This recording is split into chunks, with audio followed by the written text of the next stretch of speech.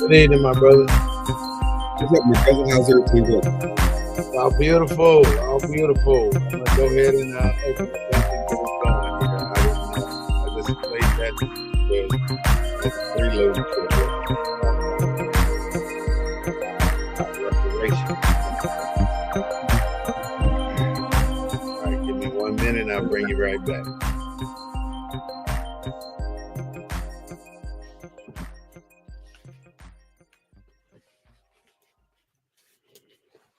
Good evening, ladies and gentlemen. I want to welcome you to the Black News Network, the real voice of Black U.S.A. You know, in the 1970s, they took away our factories. If you want to know what I mean, you need to go up to Detroit. You'll see that the major industries and factories closed. And then they decided that in the 1980s, it was time for us to go to college. So let's admit some of these black folks in the Yale and Harvard and all these prestigious universities so we can get them an education.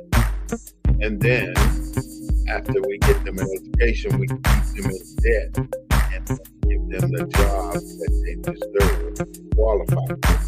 In the 1990s, here comes Bill Clinton with the crime war bill, where they started looking at what they call, or want to call, super predators. They started putting out people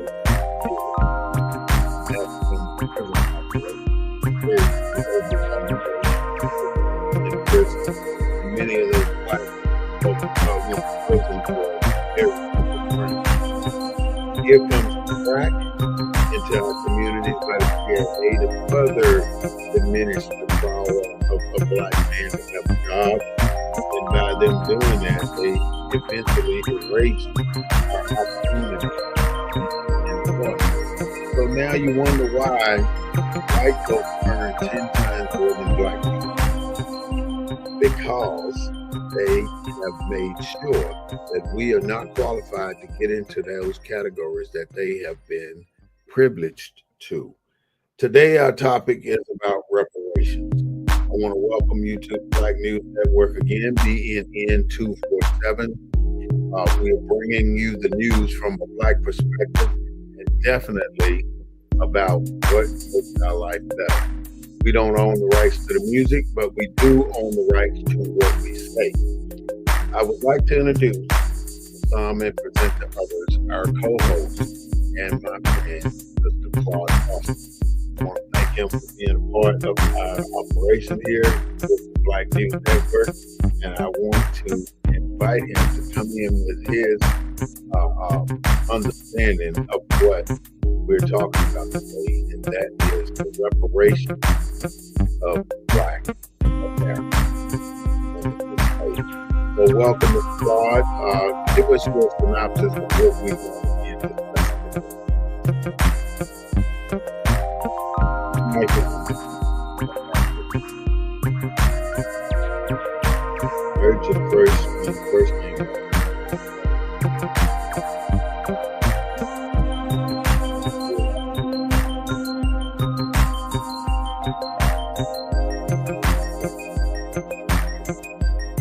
Hear you. Say something, please.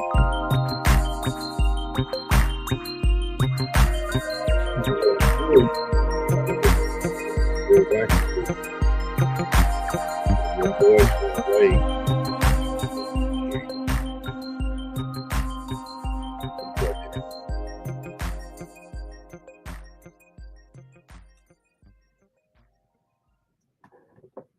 Okay, click on something or turn something a different way because with your because I can see.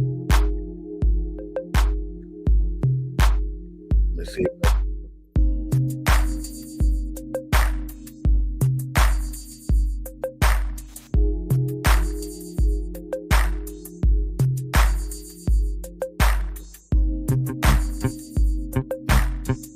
There's something going on with your microphone.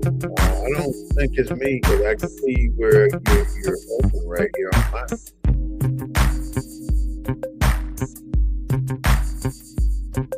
Everything looks good over here.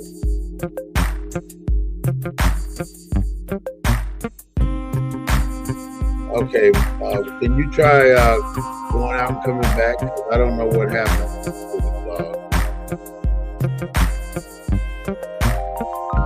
Still trying to get Mr. Cloud up and running, and in the meantime, you can definitely reach up at 210-241-5493 and give us a call about your concerns about reparations and what we are going to be getting whenever they decide to give us reparations. But today we're kind of talking about how we have allowed this country to help other countries do a lot of things, and we have not done things for ourselves. That is something we're trying to get worked out and make sure that we can do it. Let's see. Can't unmute your guest because. Can you hear me now? All right, now I can hear you. Go ahead, Mr. Claude. I can hear you now. No, what a wonderful topic. Reparation. You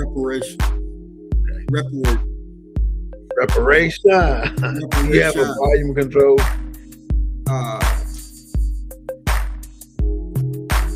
I can hear you, but I was just wondering if you could turn it up. Can you hear me now? It don't matter. I can hear you well. Can you hear me now?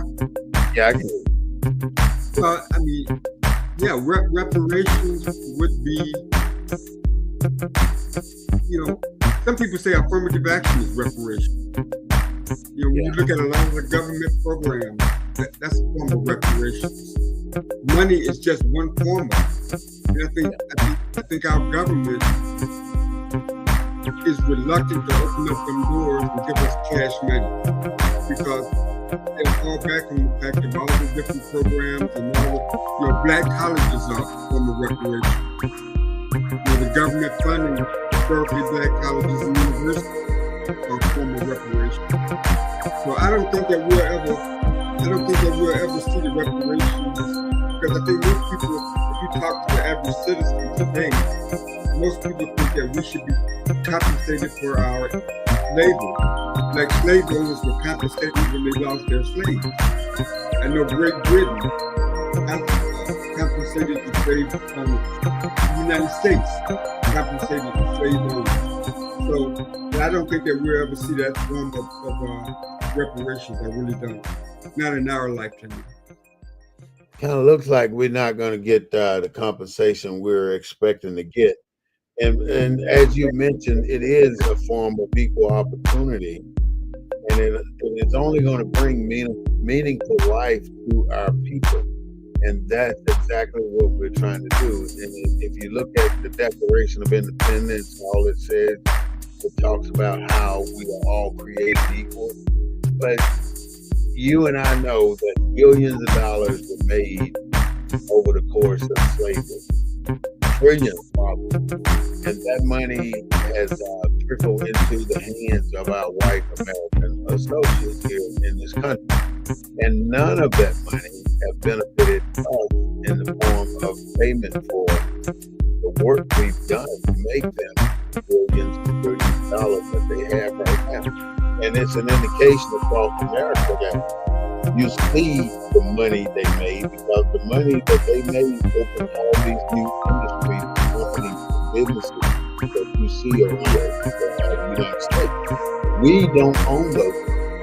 And we don't own those companies because we didn't have the money at the time during the reconstruction of America to build the companies that they had money slavery to build this country during Reconstruction. We didn't have those opportunities.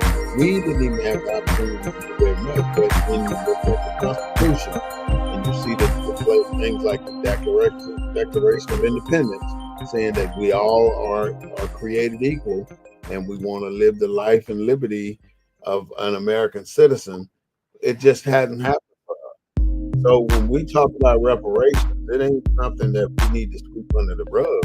It's something that we need to put out front and talk about why we are 10 times behind the wealth of white America.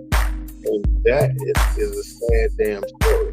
And we're 7 times behind the wealth of white America, even with the college degree. I mean, all we want to do is restore ourselves to where we're supposed to be. But I think you talk about that in the context of America's framework.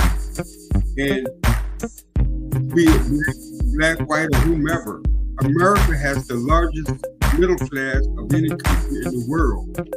And it's that middle classness that keeps a lot of these other strategies from working. Like you can't bring down America because of that large middle class. And black folks are included in that. But there's a large black middle class that are not going to side with you. That are not, they're just not going to side with you, because that's what makes America look different than other countries of the world that create these kind of government and steal money from people. I mean, like I said, America's got that government, and it's called the middle class. And it's not just a white middle class, it's a black middle class, it's a Hispanic middle class, it's an Asian middle class. And they're all bound by common interests, that quality of life that middle class America provides.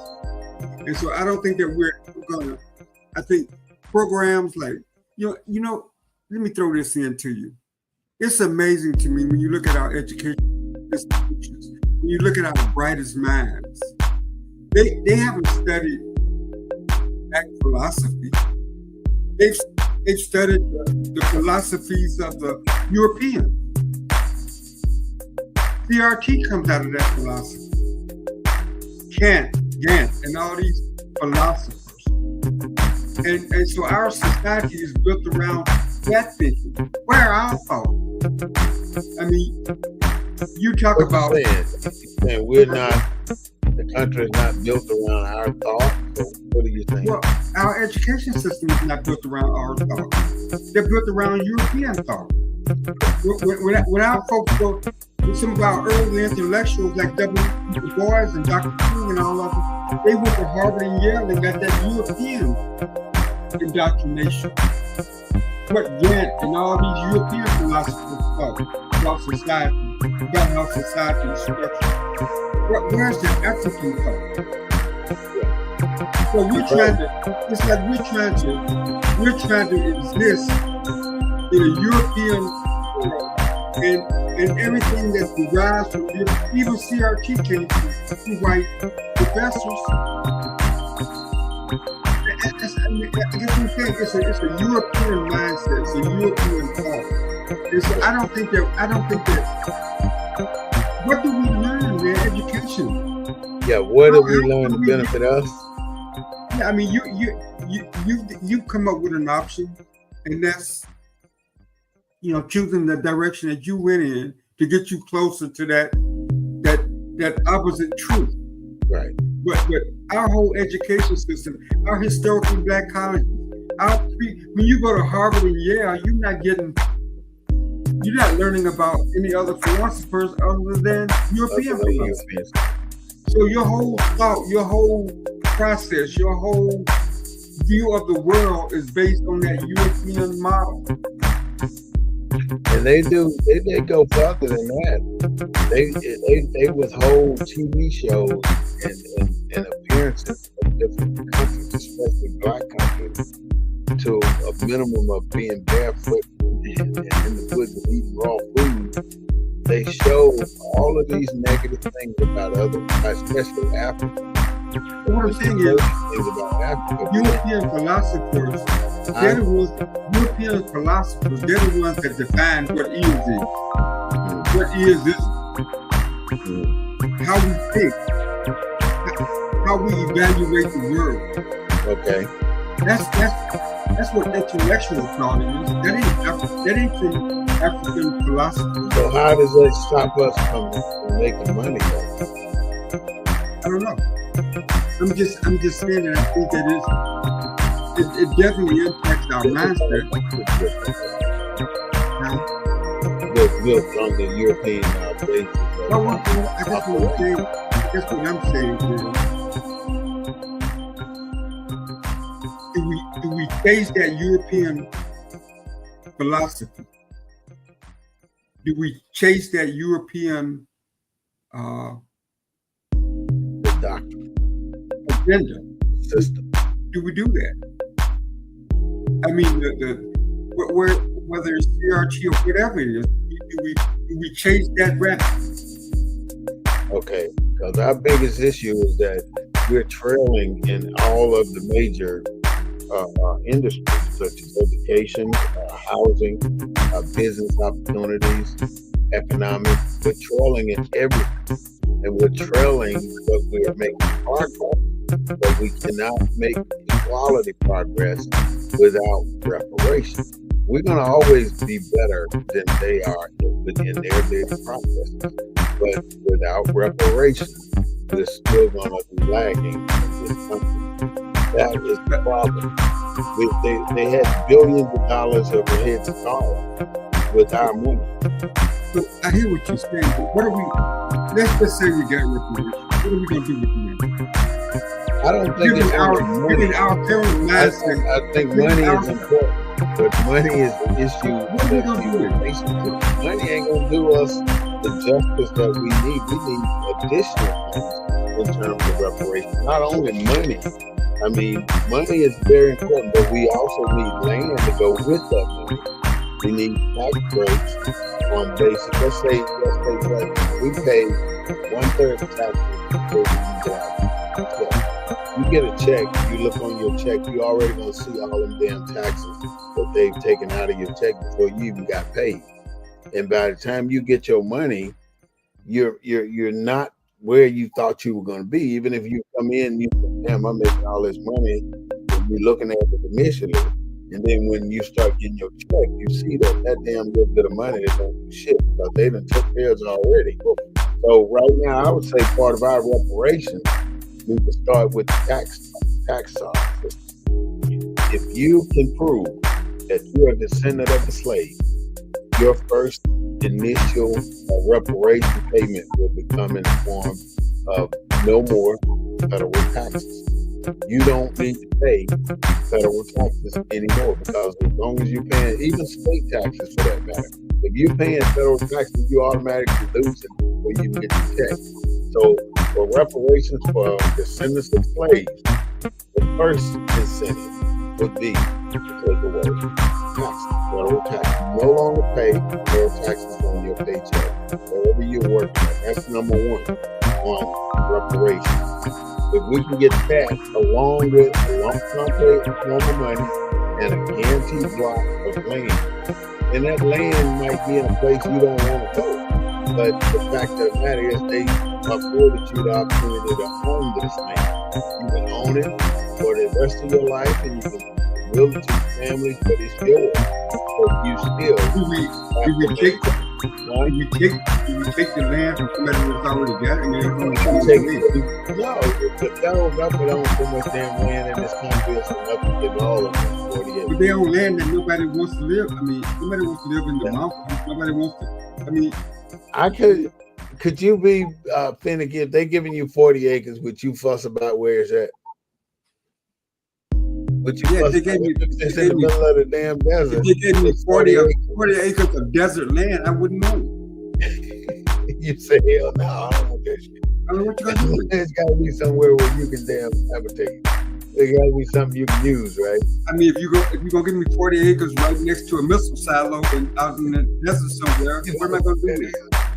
40 acres is 40 acres. I mean, where the hell do you think you're gonna 80% of people live west of the Mississippi.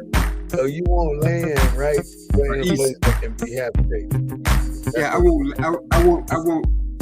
land that can be that is marketable. I want land that's valuable. I want land that can be developed. You know, that should be added in it. I think we should start to compile a list of how we want it. So we just saying land, right? And you just hit the nail on the head. We don't want land in the fucking desert. We want land in a place where we can habitate, where we can build a homestead and do something with it. So give me my land, and it may not have to be 40 acres. Give me 10, I'll be happy with that. But the fact of the matter is, give me land in a place where I can use it. That's got to be part of the land request. And when we talk taxes, the taxes has to be very specific on how we want our tax system to be if for this limits in place.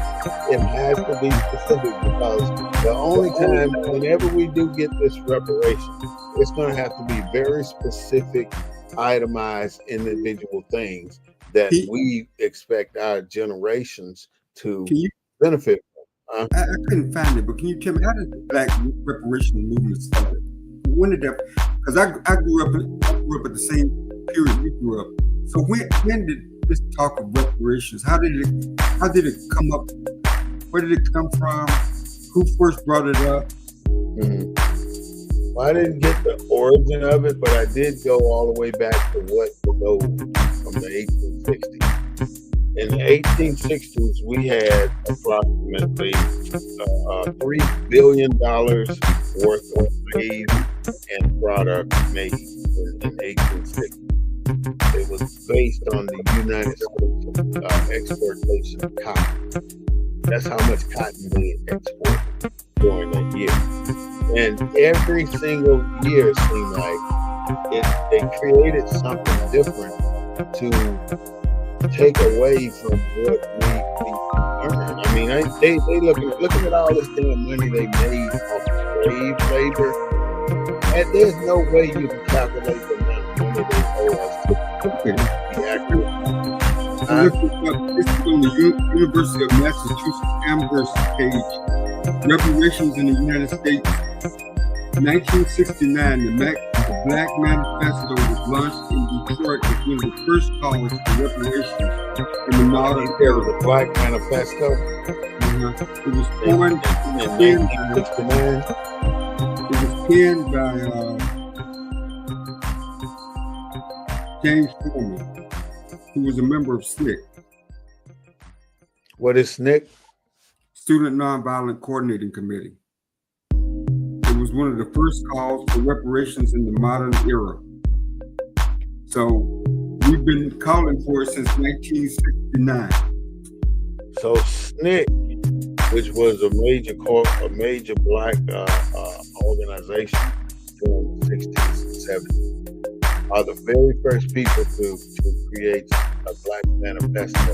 Actually says the debate on reparations reaches as far back as the 18th century. Yeah, like some of the first abolitionists in the United States. It's talked about in the Emancipation Proclamation too. Unanimously insisted that slaves were entitled to compensation from their former slave owners.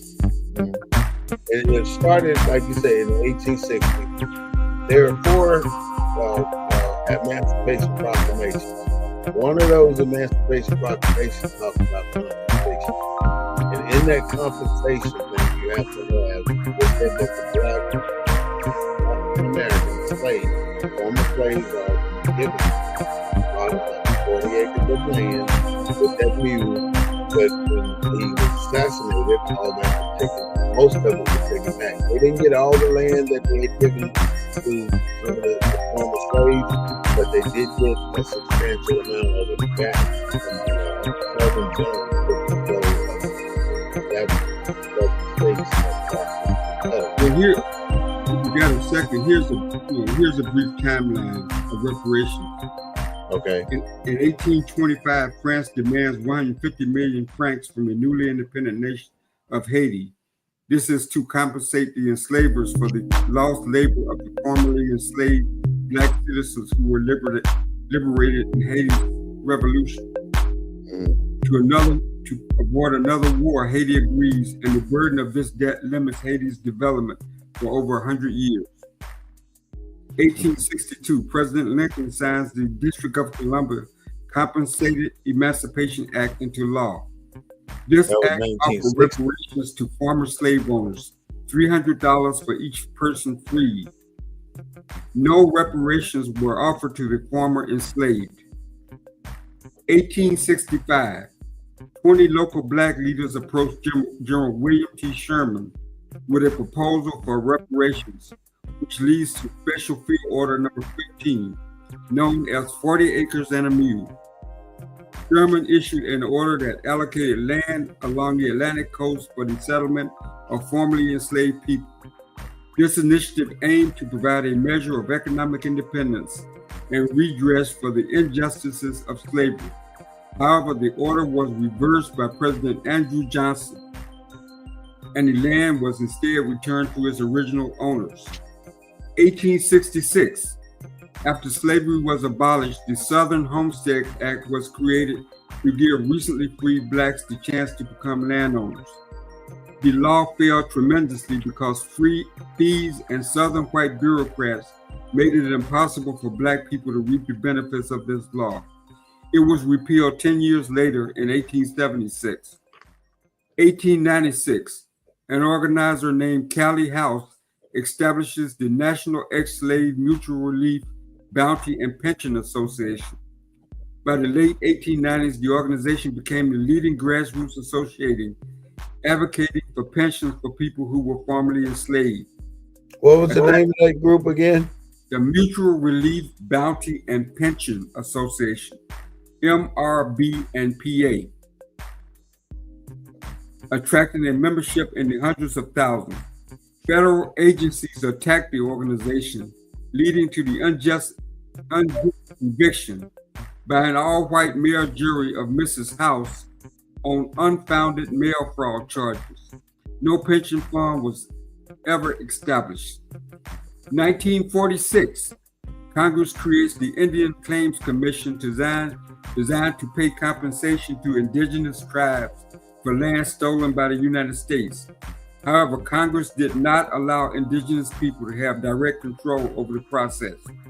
Because of the racist belief that they lacked the capacity to manage it, in the end, only $1.3 billion was distributed, less than $1,000 for each indigenous person in the United States. Okay, hold on, sir. This was given to the Indians. This was given to the Native Americans, Indians. In 1952, West Germany agrees to pay $845 million in reparations to Holocaust survivors, an amount that was increased to over $1 billion in subsequent agreements in 1999, and 2018. In 1971, President Nixon signs the Alaska Native Claims Settlement Act, conveying 960 million and 45.5 million acres of public land to Native Alaskans as long as they renounce their claim on all other Alaskan land. 1989, the United States government passes the Civil Liberties Act, acknowledging and providing reparations to Japanese Americans who were wrongly imprisoned in internment camps during World War II. The law authorized an official apology and compensated $20,000 to each surviving individual who was interned. In 1989, this brings us up to what we're discussing today. Representative John Conyers introduces H.R. 40, calling for the establishment of a commission to study and develop reparation proposals for African Americans. Conyers reintroduced the bill in every congressional session until his retirement in 2018, when Sheila Jackson Lee continued the effort. It did not progress beyond committee hearings until 2021. Having cleared that hurdle, it still wasn't brought to the floor by the Democratic House leadership, despite having over 200 co-sponsors. 1994, the city of Rosewood, Florida, allocates $2 million in reparations for survivors of the 1923 massacre that killed at least 6 Black residents and destroyed houses and churches. In 2013, North Carolina in the movie. I'm sorry. Eight people. In 2013, North Carolina passes a law setting up a $10 million fund to compensate the surviving victims among 7,600 people who were involuntarily sterilized. Many other people who experienced involuntary sterilization was excluded from the benefits, including those sterilized by county welfare officers rather than the state program. In 2015, the city of Chicago offers $5.5 million to 57 victims of police torture. The city also sets up a torture justice center to provide counseling to victims, builds a public memorial, and adds lessons about the history to the public school curriculum.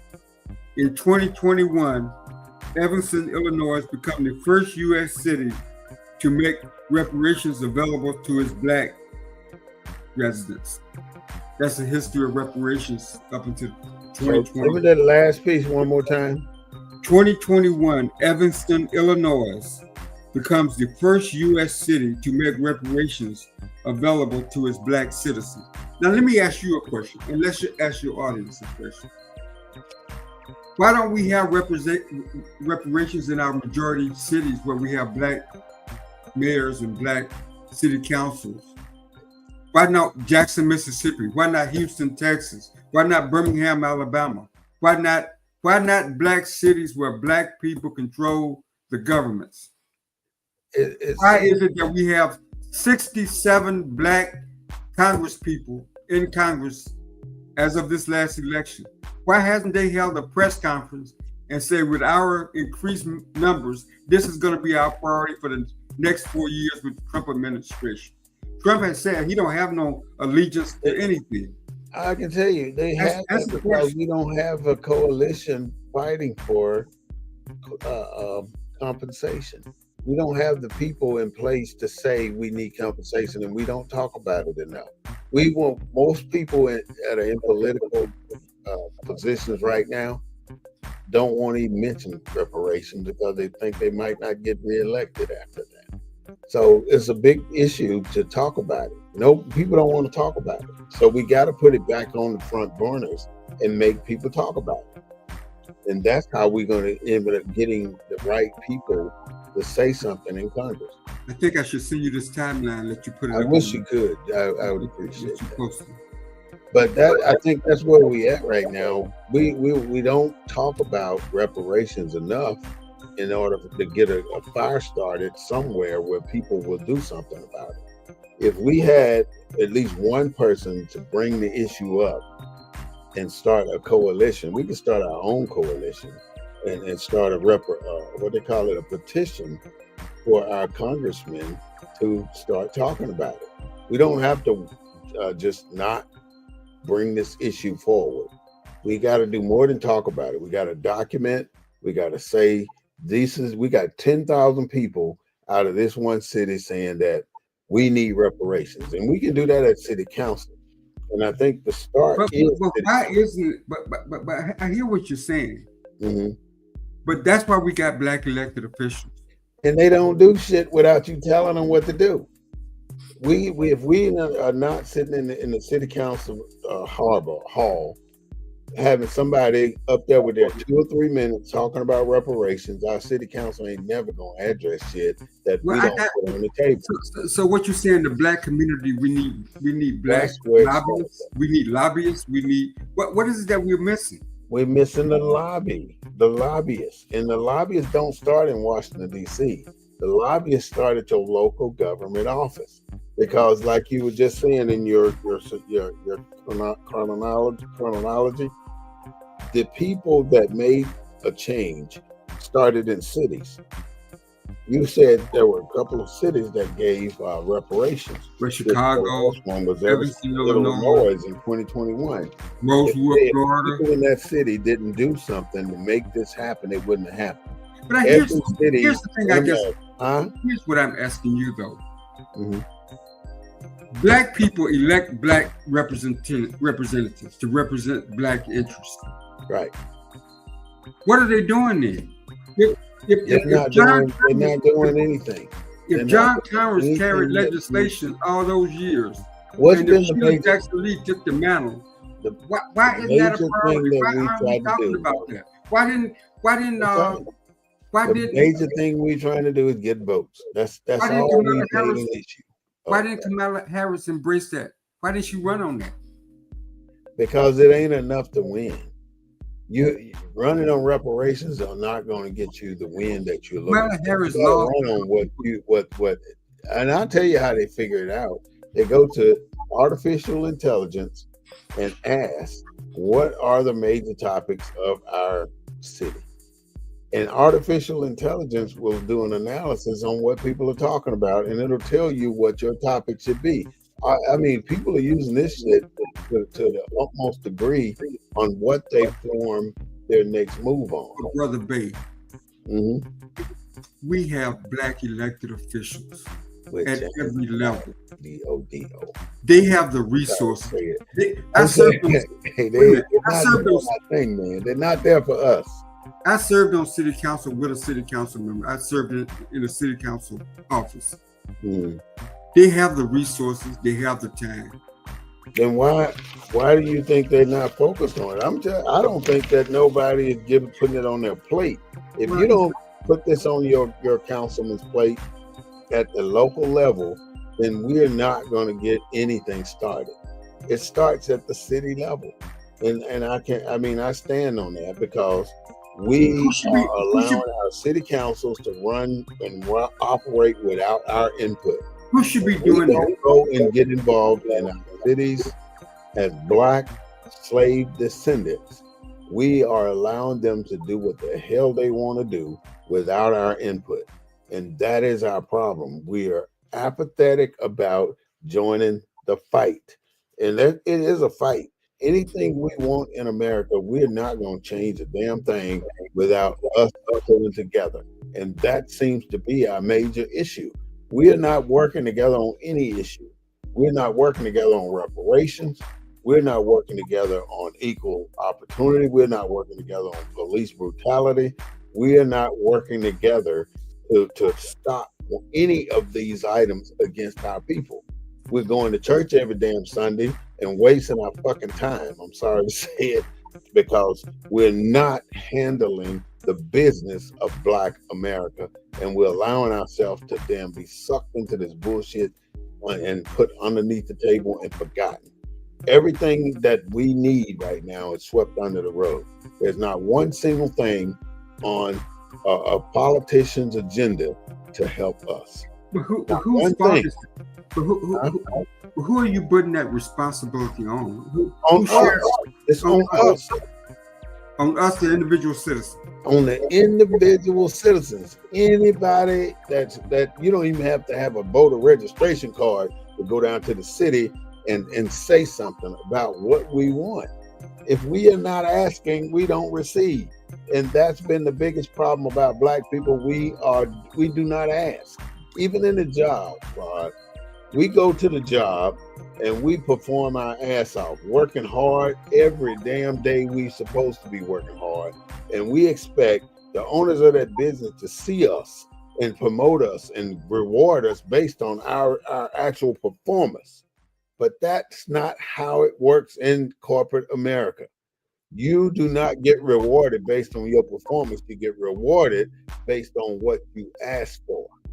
You don't get it unless you ask for it. And we don't ask for shit. We just do our damn job. Well, I take it back. John Conyers asked every session of the legislature. But who is he asking? He's asking people that are so far removed from the initial process. It's unbelievable. You can't just go to the car lot and grab a set of keys and take off. You got to do some John work. Conyers started asking in 1989. This is 2020. And he ain't had the support he needed to keep asking. He could have started in 1920 if he could have. But all I'm saying is, if we don't get behind something and stay behind it, we're not getting it. We're not getting reparations because you got one man up in Congress asking for reparations. One man ain't getting no damn well without the support of his constituents. And the constituents are right here sitting in this seat, your seat, and they have all these other seats at home and all them damn seats at church. Why can't one congregation take a damn congregation at church to City Hall and ask City Hall as a congregation to give us reparations, or to talk about set up a committee in the city of San Antonio to do reparations? Why don't we have a commission here? Why don't we have one in Houston? Why don't we have one in Chicago, or in damn San Diego, or Fayetteville, North Carolina? We don't have a commission in a single damn city working on reparations for nobody. Nobody's going to their congressman, or nobody's going to their representative, their councilman, asking for a seat at the table and to discuss reparations. That's where our problem is. We are sitting back wondering why somebody else ain't doing shit, or why one person in Washington got something to say, and the other 44 million of us are sitting on our ass and not going down to City Hall doing the damn thing. That's the start. And until we start doing that, we're going to sit around and fuss about it all damn day for the next 20 fucking years with nothing accomplished. Because we might have to do a city at a time. But if we form a coalition and we start to set a city up, and we can make it happen in that city. But we're not doing it. Not even Louisville, Tulsa, Oklahoma was able to get reparations for the shit they did. And the city, at the end of the day, said no. And the only reason they said... Now, you saw the movie Rosewood, right? Yes, I saw that. It was more than 8 people that got killed in Rosewood. They lied. Every fucking time they get a chance, they tell them they goddamn lie. But only 8 people got paid. That's bullcrap. And look at Oklahoma. Look at Tulsa, Oklahoma. Only one survivor left out of that Tulsa massacre. And so now all they want to do is wait you out until you die. And who's supposed to get paid? The descendants of those people in Tulsa should have a national coalition going to support Tulsa, Oklahoma in their reparations. But we ain't doing that either. We are not supporting each other on getting this proof of ownership established. We can't even prove who's black and who's not. We don't have a black registry of descendants of slaves. In 94, we don't have that registry. 6 people got. So where's the registry? How do we know who's a descendant of slaves right now? We don't. We can start that in our cities. I can start that. You can start that. Just trying to put together a list of names of people who have proven their manifest. Brother, if your last name Smith, you was a slave. Yeah, but you got Smith. Yeah, you got slaves coming from other countries too, from Haiti, that former slaves, from Jamaica, former slaves, from Cuba, former slaves.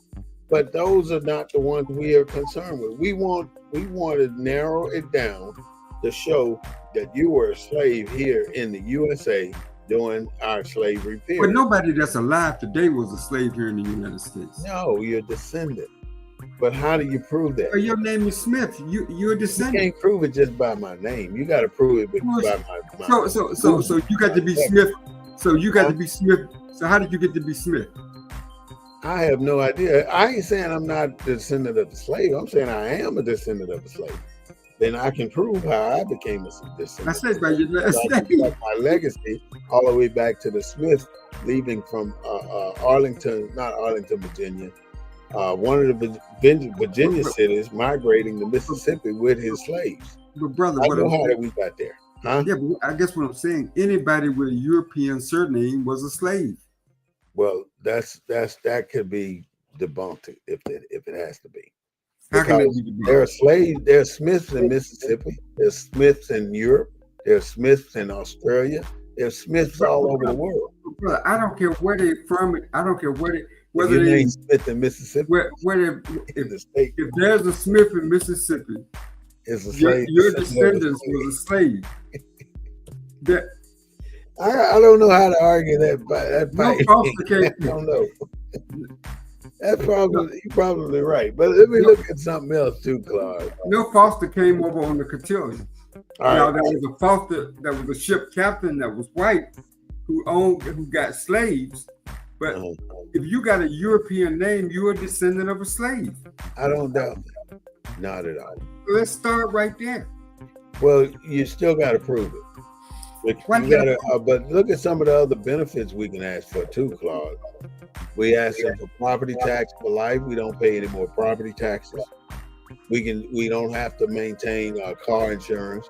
Well, we probably have to do that, but we don't have to maintain all this bull crap we have to have. We don't have to pay for Medicare, Medicaid. Everybody get free medical. Everybody get free education. Those things that we should get. And at the end of the day, everybody that's over 65 get a retirement income that'll be there no matter if they're working or not. If you're 65 or older, you're getting a stipend check from the federal government for the rest of your life. Also, if you're incapacitated, you should be able to get home health care. I mean, you should be able to get free mobility accessories. You should be able to get a free vehicle adaptation for your vehicle. I mean, you should be able to get all this free stuff because you are a descendant of slave. See, I wouldn't call it. I think we should avoid free stuff and call it. It ain't free stuff. It's compensation. Just compensation. Yeah, that's I don't compensation. think we should call it In free addition stuff. to all of those different things, there should be a cash settlement as well. Don't think we want to rule out that $1 trillion we made for our ancestors, but their ancestors. We don't want to be So how would separate. you counter the argument of all that America has given to you? Say that again? How would you counter the argument that America has more than made up for? It doesn't matter what they've given us so far because it's not enough to equalize our lifestyle. As long as we 7 to 10% behind. But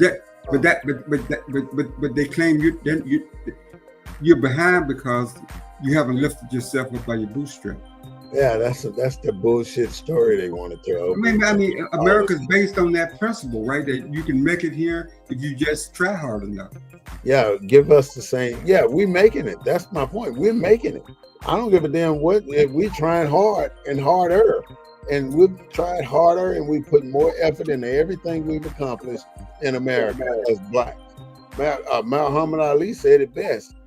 We are individuals fighting here for our equal rights and our civil rights. But how is it that every time you turn around, they want to send us to another country to fight for their equal rights and their civil rights when we don't get it here? We have to get our shit here. But Muhammad Ali was willing to go to jail for us to be joining the military and going overseas to fight for somebody else's civil rights. So should we have gone to jail? Should we have done what Malcolm X did? We couldn't. Well, you're talking about Ali. Ali couldn't have done what he did because we're not as famous as him. We would have been forgotten about and then put in jail, and our people would have not have supported us like they do all these other issues that come up in America. Let's look at George Floyd, for instance. Everybody was up in arms when George Floyd was killed, and I don't blame them for being that way. But then you come up with Black Lives Matter, and then you get that created just like the NAACP. Some white folks created it and left us in the wind when the money started coming in.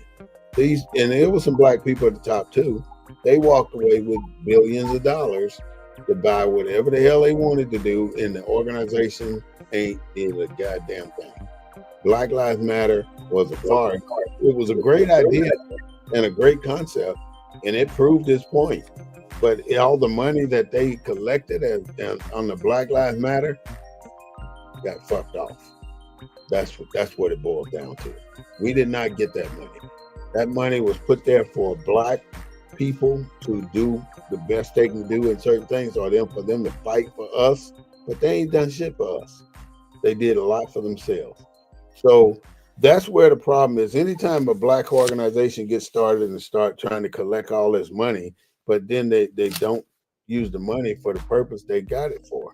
And that's why we are in the condition we're in. We don't trust organizations to do right. Even the NAACP got tons and tons and tons of money from all the members that it has.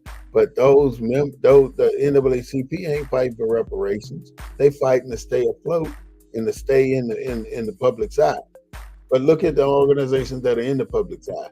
What do they do for us? Not a damn thing. Every organization that did something for us got killed. For instance, Malcolm X organization got killed. The Black Panthers got killed. And it got killed because it was doing things for people. But see, the systematic demise of black people in America happened because we were getting too damn rich, too damn fast. So they shut down all the factories in places like Detroit and started outsourcing. Then they shut down all the training in schools. So we could not get the training we needed to make a successful living. Now, you remember when they had auto shop, mechanics, welding, carpentry, all that shit was in elementary school, it was in high school, and some of us were able to benefit from it, and we made a lot of money. So the federal government decided, hell to the now, these Negroes are getting too damn educated going to our public school system, so no more vocational school for our public school system. They changed entire systems to keep us from progressing in those systems. They came up with what? Medicaid, Medicare, and welfare especially, to keep us from progressing in certain points. They came up with keeping the males out of the house. They came up with the drugs in our communities. They came up with the gun trains in our communities. They came up with the redlining to keep us in certain places away from the growth of America.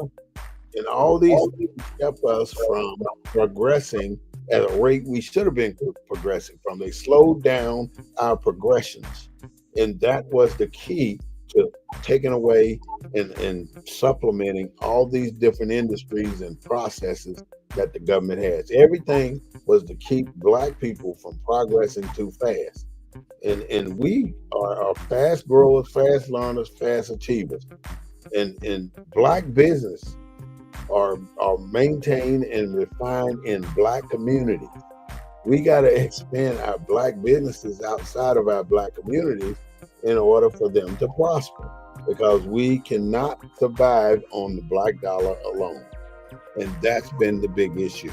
Black people don't even support black business. I mean, white people don't even support black businesses when we're in a community and we're providing a great service to these people, to our community, our neighborhoods. They see that it's owned by black, they will go somewhere else just because they found out that you are the owner, and they're not going to give their white-earned dollars to your business just because you're black. When you look at YouTube and you see pictures of the South, where most of us still live, whether it's the rural Alabama, rural Mississippi, Tennessee, and you look at the condition that people are living in today, and all those places have representation, black representation. I mean, Alabama is paying all kind of money for broadband, running wire lines and stuff. When they got satellites now, can bring broadband anywhere in the world. Mm-hmm. You don't need telegram poles, these and underground wires. cables. You got satellite. But Alabama is spending all this money, making all these vendors rich to run broadband into rural Alabama. Think And about so I what's guess fixing to happen right now. The exact same thing you just mentioned.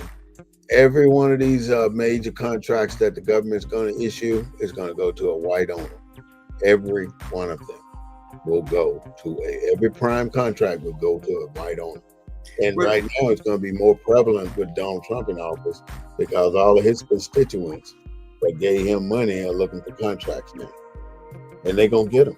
And they're not going to get no $1 million contracts. They're going to get $1 billion contracts. I guarantee Elon Musk fixing to get double his money. He's fixed to get paid, and a lot of other the richest folks in the country gonna get paid. Look at Ed McMahon, the one from the WWF wrestling. He's gonna get paid. All these people that he's putting up there now are racist and billionaires, and they fixing to be trillionaires right now with government money. I think his whole process is to take the money that the government has right now and funnel it into the richest Americans in the country. And I almost imagine that's exactly what's going to happen when it comes to Donald Trump processing what's happening here now. When he steps into office, rich people are going to get richer, extremely rich, off of government money.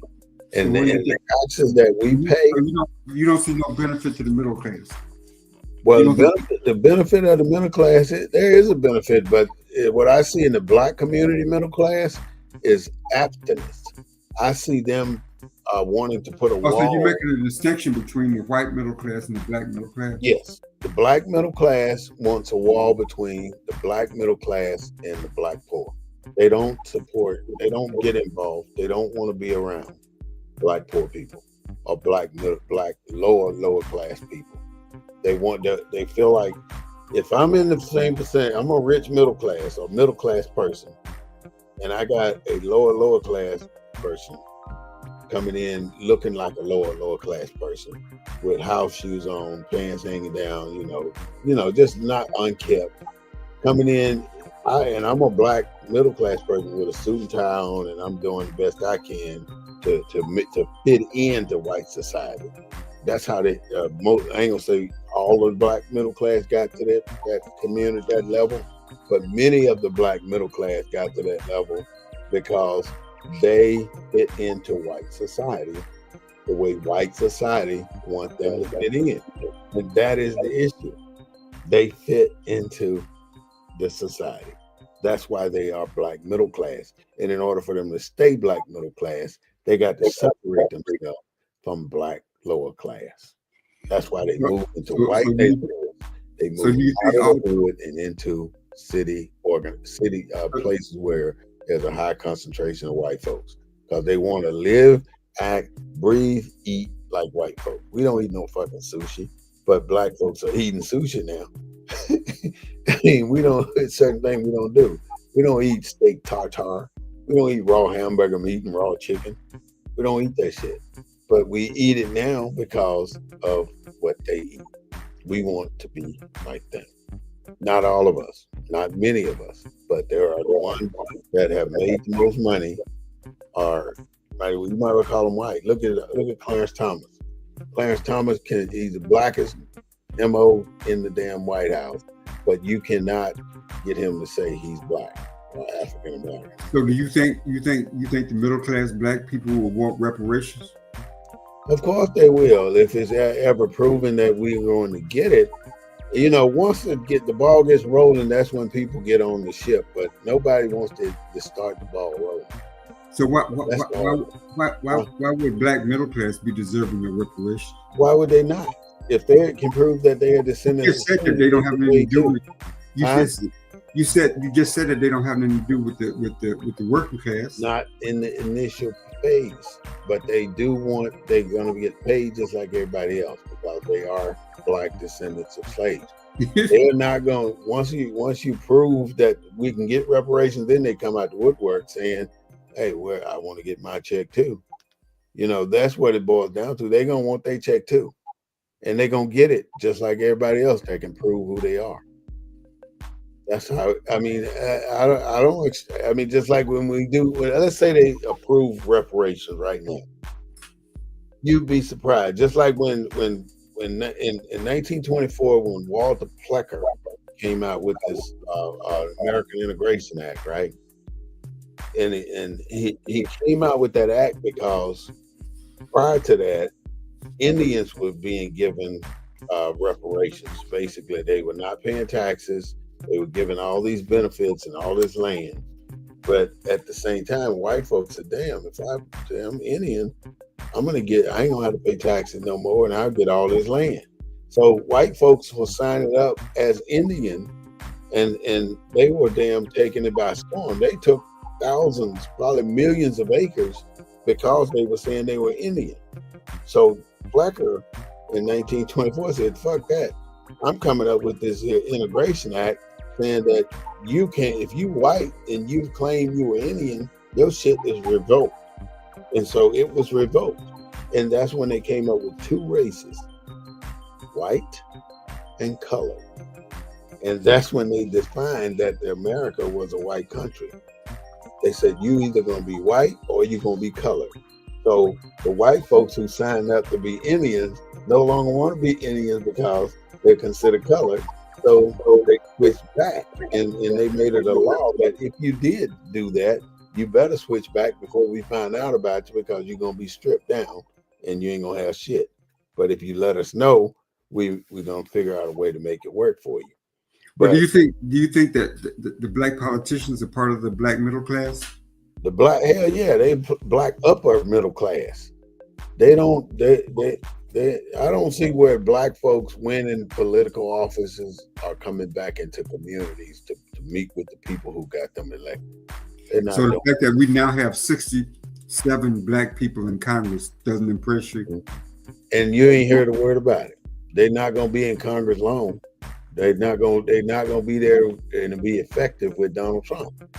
So why would they go out and put their neck on the line when they don't have backing? They don't have the people behind them. The people got, like I said before, the people got to push it to them. Representative Crockett, what they want. Representative Crockett been calling a spade a spade. So say that again. Representative Crockett up in Dallas, she's been calling a spade a spade. Yeah, it's a few, but they have no backing. That's the problem.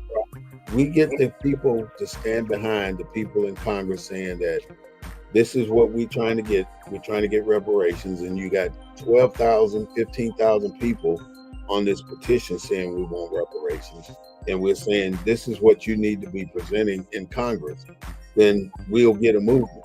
But we got no petition to back them on any bill, on anything that they can push forward. They don't even have an agenda to push forward anything black because we, as a constituents, have not provided them with an agenda.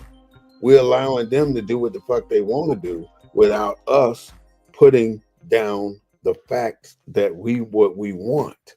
We're always electing people without making it understood what we want. We almost are in a time crunch because we don't take the time to vet. I think the problem is that in this two-party system, like the legislature getting ready to meet in January in Texas. Mm-hmm. So the Texas Legislative Black Caucus is carrying the agenda. Okay, what's on there? Nobody knows. Well, you got to be. I mean, if you're a Democrat, you should know. But do you know? I don't know what their agenda is. I don't believe it's anything got nothing to do with reparations or us being black.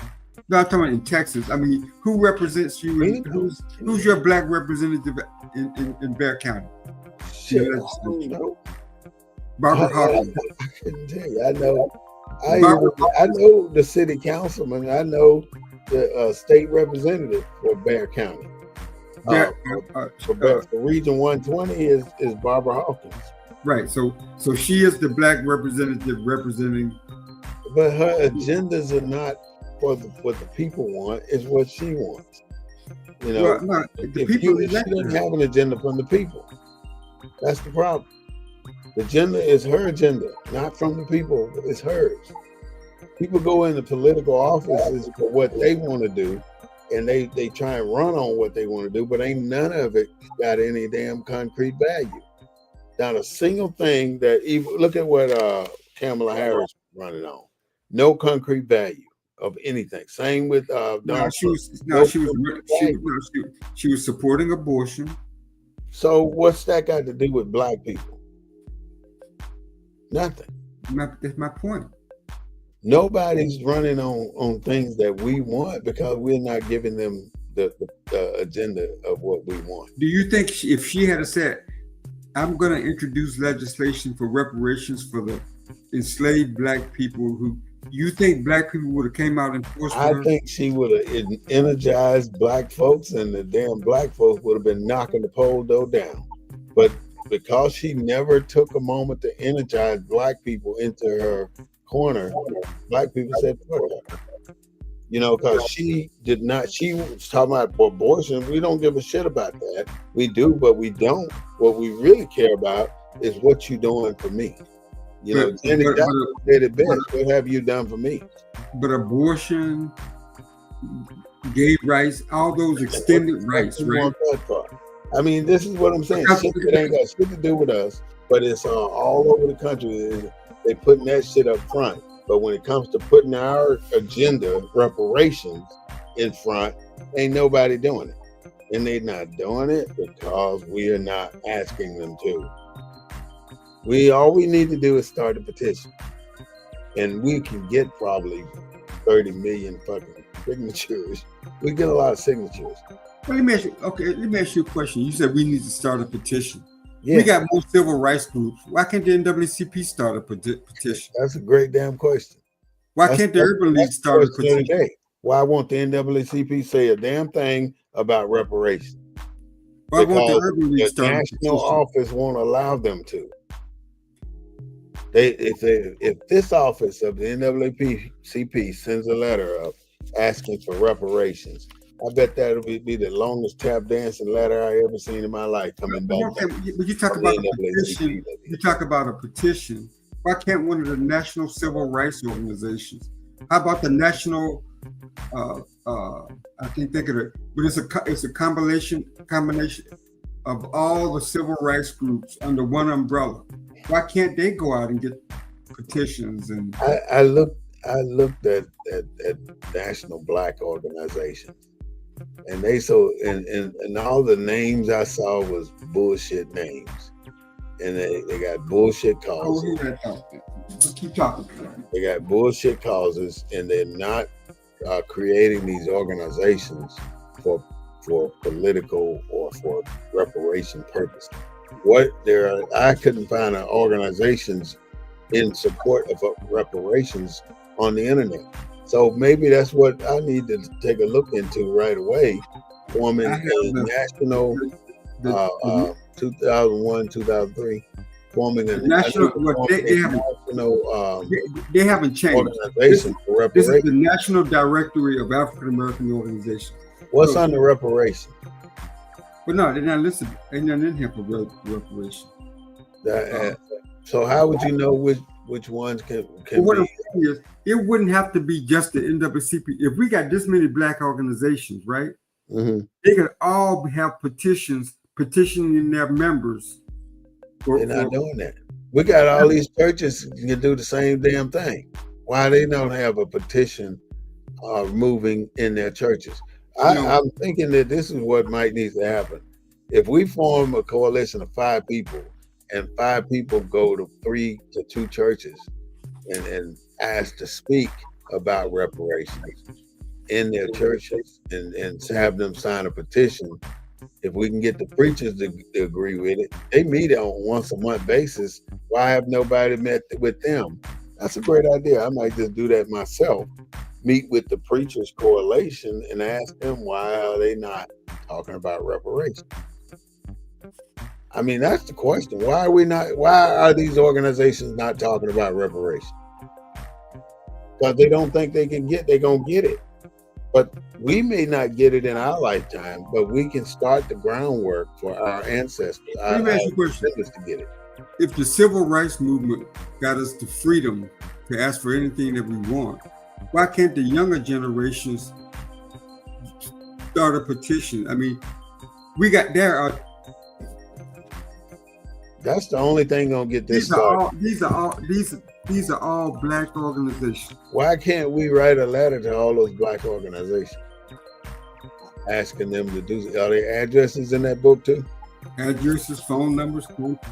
I think that may be the start process, is write letters to all black organizations in that book, asking them to start their petitions, or write a letter to all the churches, or even just get one church to stand behind all the church organizations, all the church parent organizations are in this book. I'm telling you, every black not one of those books. Is it got an index in a glossary in the back or something with say reparations? Maybe we can see what groups might be focused on reparations, which I don't know one. Let me see. Let me keep talking. I think that's where we are right now. The basic people that ain't got no damn affiliation with bullshit organizations, got to start a petition and just start getting signatures, and then meet under one umbrella and start providing those petitions that are signed. We create one document that's the same for everybody that intends to get signed up for us asking our Congress to address reparations. If we send a list up there to Washington, D.C. with 30,000 signatures, I'm absolutely sure it'll get on the docket and we'll get it talked about. Not with 30,000 signatures. But we got to do that on a regular basis, though. We just can't fill out the petitions and submit them and not expect something in return. We need to show who we are and how we descendants of slaves, and that is for the individual. If you don't know that you're a descendant of a slave, you got to figure that out on your own. I mean, this is something that we have to do as individuals. And if we don't do it, it's not going to ever happen for us.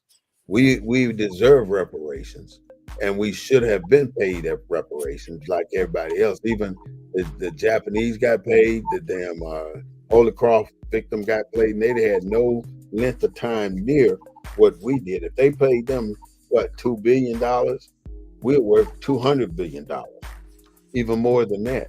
And we are not getting our just due because we're not working together enough to get our just due. Okay, there is an organization. We haven't been in a city council meeting. There is an organization failing our people. It's called the National Coalition of Blacks for Reparations in America. NACOBRA. Okay. How long they been around? They've been around for a while.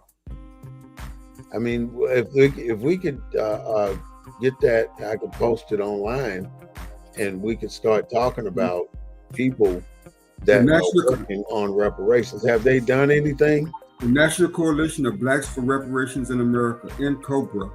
Dorothy, they're based in Washington, D.C.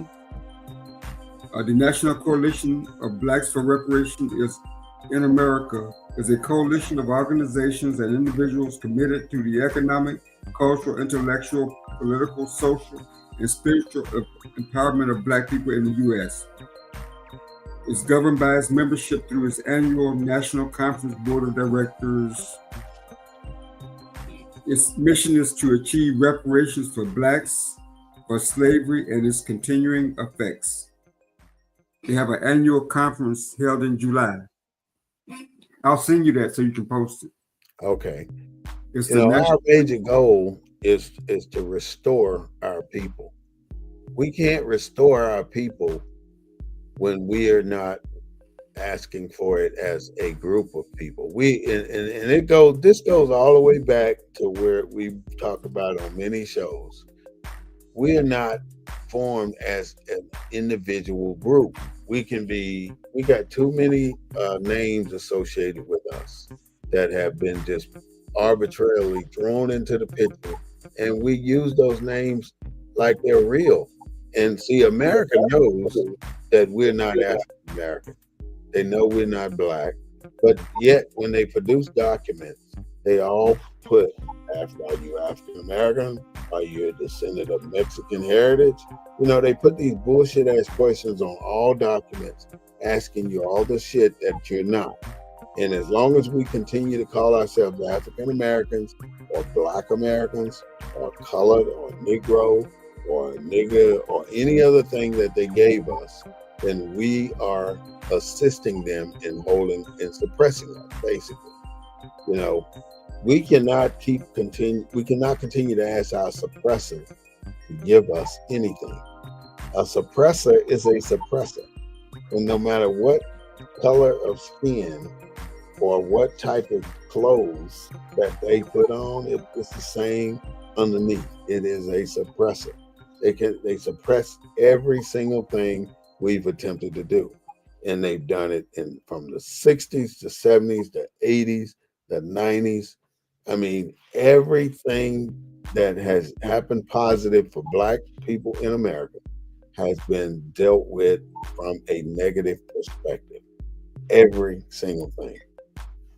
But I guess what I'm saying is, we got so many organizations out there, and I found. I mean, I used this book when we was working. I was working on a campaign, tobacco-free kids, to eliminate menthol cigarettes from the, to get rid of menthol in cigarettes, because they're targeted toward the African American community. And we tried working with a lot of these organizations, and we have a lot of organizations, but there is a group focusing on reparations, but there is no concerted effort and no political will, if you will, because that should have been on. That should have been on Kamala Harris's agenda. She's talking about, instead of paying Al Sharpton $500,000. Support reparations. Run billboards. Don't talk about it. Run billboards in the South supporting reparations. With all that extra damn money, yeah. You get more Black people out. White people are already turning out for their candidate. Black people stayed at home. I think that they would even turn out for us if we would just ask for it. If we put forth the effort and showed the representation, then we would have just as many white people as Black people supporting what we're talking about. I mean, reparations is something that's due, and we're the only ones that haven't been paid it. And as long as we are not asking for it, we're not going to get it. And we can't ask for it as individuals. We got not one person sitting up in Congress or anywhere else. We got to ask for it as people, as a community, as a neighborhood, as a society. I mean, even any group that we have, if it's got a base, a foundation of operating, then that operating base and that group should have the balls to put out a petition asking for reparations. And they could, and I mean, groups, all these damn groups we got, and nobody got a petition going. Not a single petition for reparations. Yeah, all those damn groups, and not one person got a damn petition for reparations. That's the only way we're going to get started. We can't get started just talking shit and fussing, saying we need to get paid.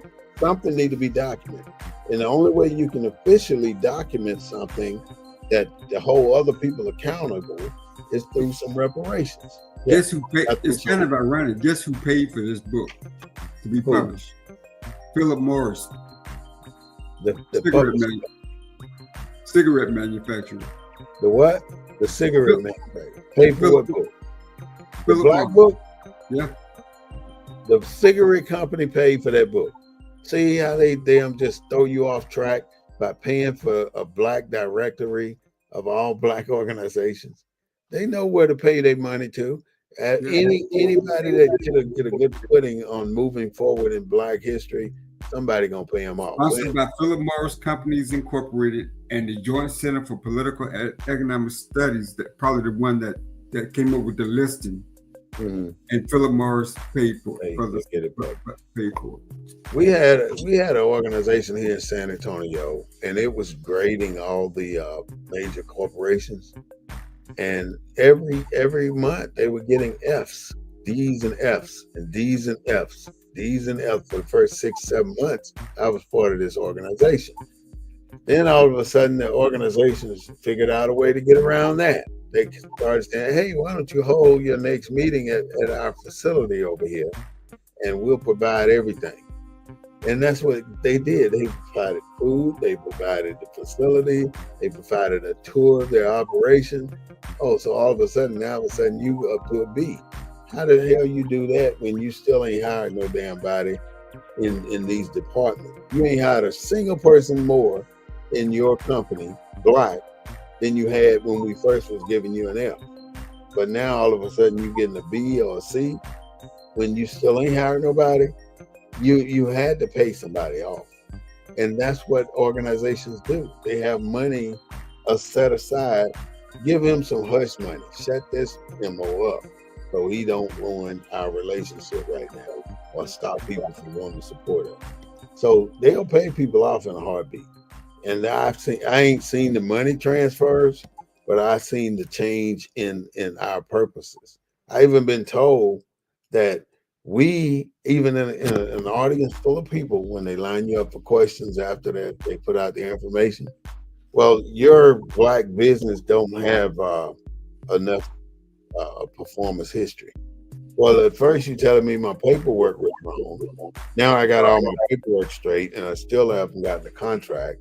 So you telling me now, because I don't have any major contract or a prime contract holder experience, you are not going to award a contract to a black business unless they have some years of experience. Well, that defeats the purpose. We can't get the years of experience doing a particular job when you won't give us a contract to do it. You know, you could be out there making just sidewalks and patio floors, but when you want a city contract, they want to see that you've had some performance history with the city. And if you don't, you're not going to get in unless you're a favorite child and you got an inside story or you got somebody working for you on the inside. Then you're going to get that contract, which ain't going to help nobody but people that white folks that gave it to you and you. You're not helping our community by doing that. I guess what I'm saying, one thing that these subjects and things that we talk about make you realize is just how disconnected the organizations, the black infrastructure is from one another, and in terms of what we talk about, and in terms of what politicians are or are not doing. It's a wide gulf, man. And then when you look at life on the ground, when you go back to Mississippi and see life on the ground, or you go back to the Black Belt of Alabama and you see life on the ground, or you go into those cities like Baltimore and see life on the ground, there's a huge disconnect between what we're talking about and the solutions in the reality of people's lives. It doesn't match. Our communities are a direct reflection of the lack of support from America. Every black community can show that it's not part of America. Every Martin Luther King Boulevard can show that it's not part of America. Right. It's not part of America because there's a certain stigma that we're going to keep this little geographical area locked down where it can't prosper to a level of this neighborhood or that neighborhood. What some streets you see holes in the streets that never get repaired. Some houses you see broke down cars. You know, the participation in government is not only just running for office. It's about keeping your community or uplifting your community or paying the city service workers enough money to do the service you required in this city.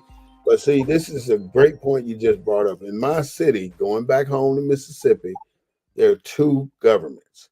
One government maintains this side of the city, and the other government maintains this side of the city. This side of the city is where I live. Nothing is repaired there. I mean, there's a street hole that's been there for the last 20 years. And no matter what complaints or fussing you do at the city, the street hole is still there. But if you go on the other side of the tracks and see what's over there, you'll see that there are no street holes. There are no dead possums laying next to the road decaying. You know, no gravel roads with broken glass and everything else on your street. The garbage people don't clean the ditches and stuff like that. It's just too many inconsistencies in our communities to say that we are part of America. We've been neglected. Our communities have been neglected, and every Black community seems to be selling out now to what they call them, retrograde, when they're doing these communities. We're losing every single step of the way, especially in the rural South. There's so many little Black towns dying down there. And what was the purpose of having 25 Black towns in Mississippi right now? The purpose behind those little Black towns is to keep Black folks separate enough where they can't prosper. Just like when a Black community was prospering in the 40s and 50s, they bring the highway right through there and split it in half because they were doing too much. They were growing too much. And if you look back at where we were when we were all in our segregated world, our communities prospered. Our Black men had careers. Our Black men presented themselves as professionals in our own culture. But we don't have our own cultures to present ourselves anymore. We don't have the role model Black men to show how business is done in our communities. That's why our kids have no idea what is required to change a community. They don't have a damn, I don't think they have any idea about the Blackness and why you're not where you ought to be as a Black person. None of us are at the level we should be at right now. None of us. Because along our growth path in life, somebody put roadblocks in front of us that we didn't even see. We've been denied so many times that we don't even recognize a denial when we are denied something in society. So that is, for instance, when you go into a grocery store and you hand the clerk some money and they put your change on the counter, some of us will just pick it up and walk on out. That's a denial of self-respect and a position in society. You're being denied the human being that you are, and you're not being treated like you should be. And all that, not just that little grocery store incident, the entire operation of life for Black in America has been shortchanged. And the only way we're going to come up to the level that we supposed to be in is through reparations, and not just money. We need to be given these things to let people know that they fucked up. They took all this stuff from us. So we need to have money. We need to have land. We need to have taxes taken care of. We need to have property taxes taken care of, auto insurance, healthcare. All this stuff is something that we should be given as descendants of slaves, and therefore the money that we are expending to maintain stuff like healthcare, to maintain stuff like insurance and taxes, that money no longer goes out of our pocket, especially when we get a paycheck. That paycheck should not be reflecting a 30 of your damn money gone to the fucking government. They already took it from us. Why are they still taking it? They're still taking money out of our pocket.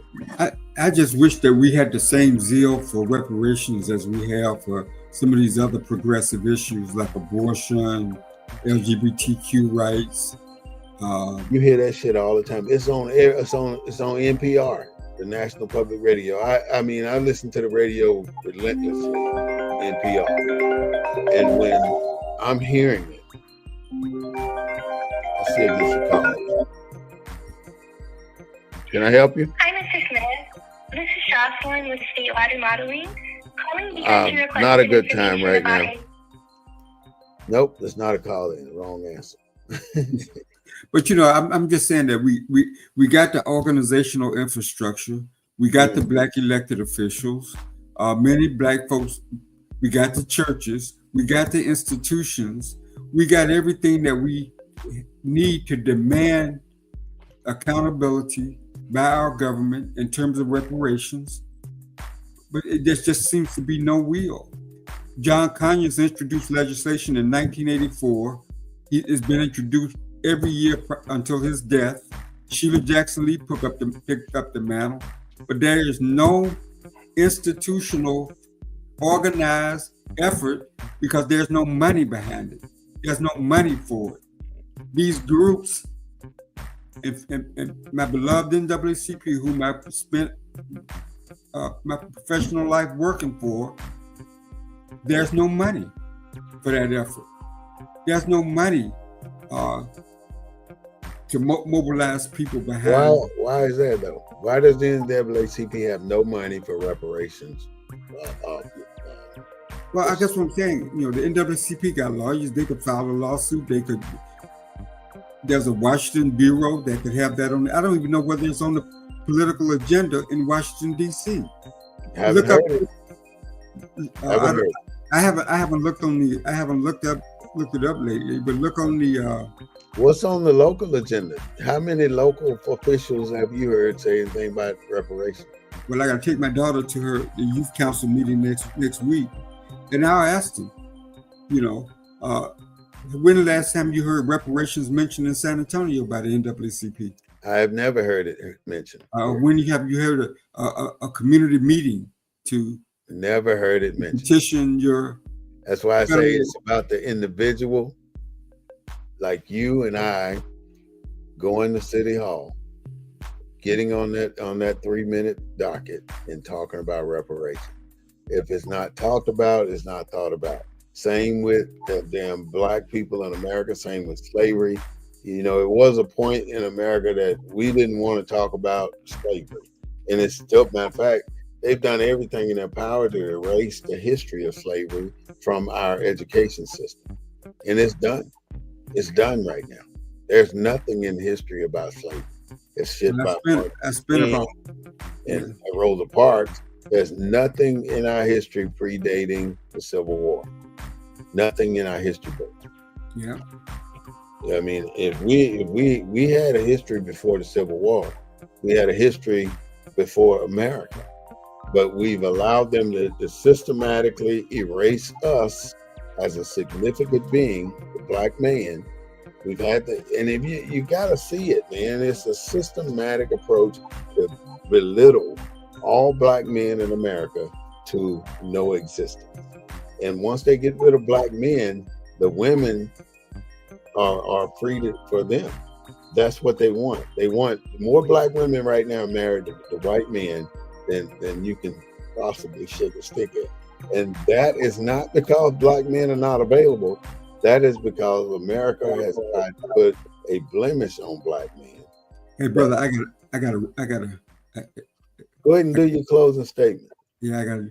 Well, I guess my closing statement is this: America. I mean, Black America has to want reparations. Black America, whether you're Baptist, Methodist, whether you belong to the NAACP, belong to the Urban League, they need to hear those voices that really want reparations. If there's legislation that's been introduced, we got more representation than we've ever had in Congress. We got more Black elected officials around the country than we've ever had. And I just think our voices need to be heard. I mean, I don't. I'm here in Houston. I don't hear the horn play every day when it comes to reparations. Mm-hmm. I just don't see it, brother. But sometimes things happen with politicians you don't expect to happen. I mean, we got a new administration coming in. They don't seem to have an ideological tilt one way or the other. And this may be the time to raise our voices, to demand reparations. The legislation is there. And sometimes, like with Johnson and the voting rights bill, came at an awkward time. Who would have ever thought that a Southerner from Texas, or Dixiecrat, would pass the voting rights bill? So history is unique in that way. And we may be in a unique time. And I think this show, by talking about reparations, I think it's a timely show, and I think it's a timely topic. And hopefully we've stirred the wheels in a lot of people to make that phone call, to reach out to their congressional representative, to demand that their voices be heard through their local organizations, their churches, their groups. And let's get the ball rolling. There you have it, ladies and gentlemen. That is Mr. Claude Foster, our co-host for the Black News Network, BNN 247. I want to thank him for his participation today and look forward to next Sunday us having another detailed discussion. So thank you so much, Brother Foster. Appreciate your agreement. See you next week. All right. Ladies and brothers and sisters and gentlemen, thank you for listening to the Black News Network. There has been a lot to occur, a lot of information to pass, and I want you to just hold tight for just 1 second.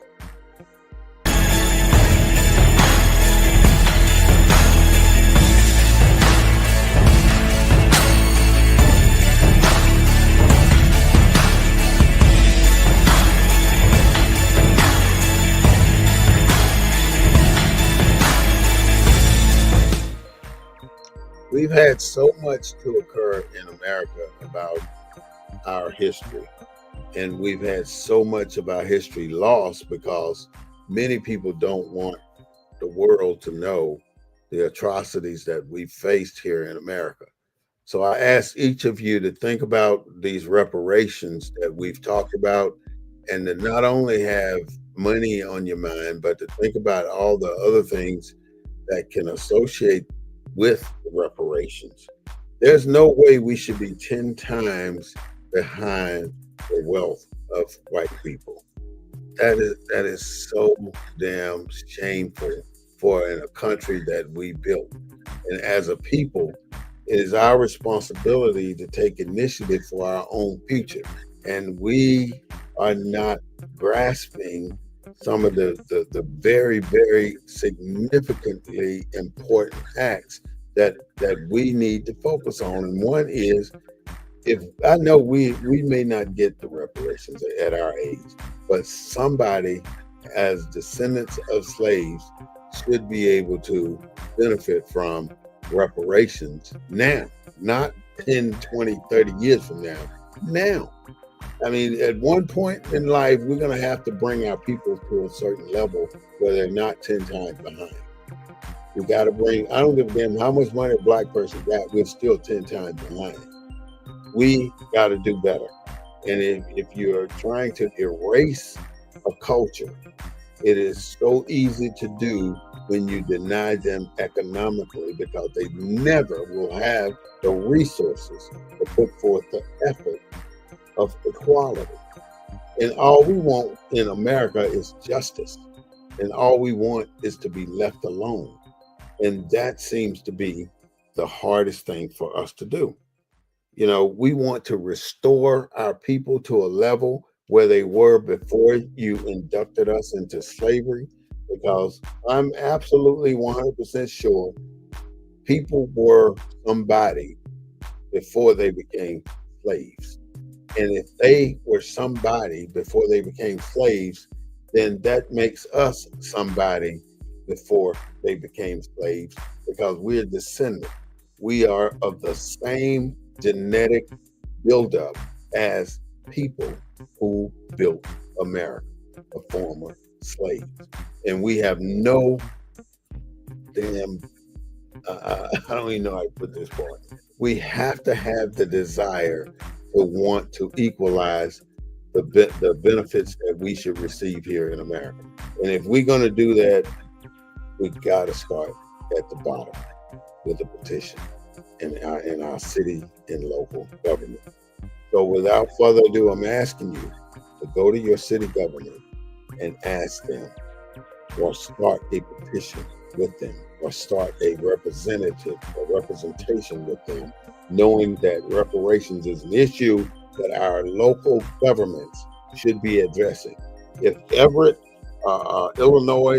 Everettsville, Illinois can get reparations for the people, black descendants of slaves in their city, then I don't see why San Antonio can't do it, or Houston, or any of the major cities here in America have to be the ones to start the reparations. We can even start at the local level, as low government impact as you can. And if you count on the NAACP, you can forget it. If you count on any other major black organization, you can forget it.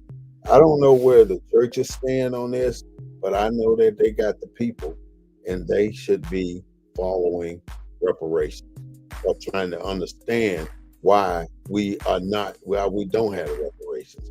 And if you really want to get reparations, start letting people know how much money they have lost because they don't have reparations, how much money they can't get because they don't have reparations. All reparation does is restore people to the rightful level that they should be on. That's what it does. It does not give me a pocket full of money to go spend in the economy. It gives me the balance that we should have. And that's what we're asking for, to be restored to our levels before we became slaves of this country. And because we are descendants, and that makes us the same people. And if they never get it, it's our action. So let's start our action.